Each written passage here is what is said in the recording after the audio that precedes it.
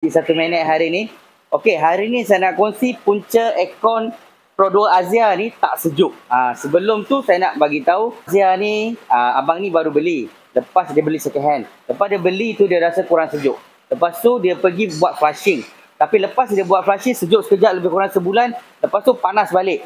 Okey, kemudian dia datang cari kami. Kemudian dia minta saya cek, bila saya cek dia punya bacaan normal, cantik. Bacaan kompresor dia cantik, air pressure cantik, low pressure pun cantik. Tapi bacaan suhu dia menunjukkan 15 darjah Celsius. So pada saya 15 ni tak normal. So apa saya buat? Saya terus tengok pipe ni. Jom. Okay, saya tengok pipe low pressure ni sejuk dan berair. Maksudnya kat sini biasanya sejuk dan berair ni biasanya sistem dia memang okey, tak ada masalah. Jadi kat sini apa masalah dia? Okey, so saya beritahu abang, biasanya kalau keadaan dia macam ni, simptom dia macam ni, inilah punca dia. Expansion valve ni.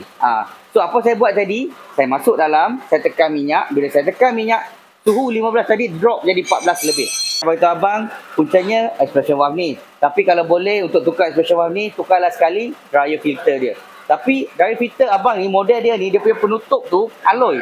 Jadi saya takut bila buka tu, dia boleh loose. Kalau loose, memang abang ni 2 kali masalah nanti. Kena tukar kondenser yang baru.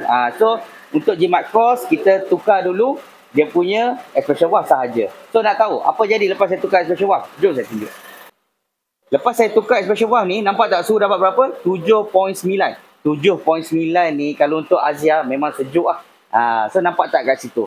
Biasanya kereta ni tak sejuk, kebanyakan dia kalau semua bacaan cantik, normal, inilah punca dia. So kalau siapa ada masalah yang sama, dah buat macam-macam, aircon masih tetap kurang sejuk, boleh bawa datang ke Fizi Motorsport Sunway Post. Selamat siang hari ini, saya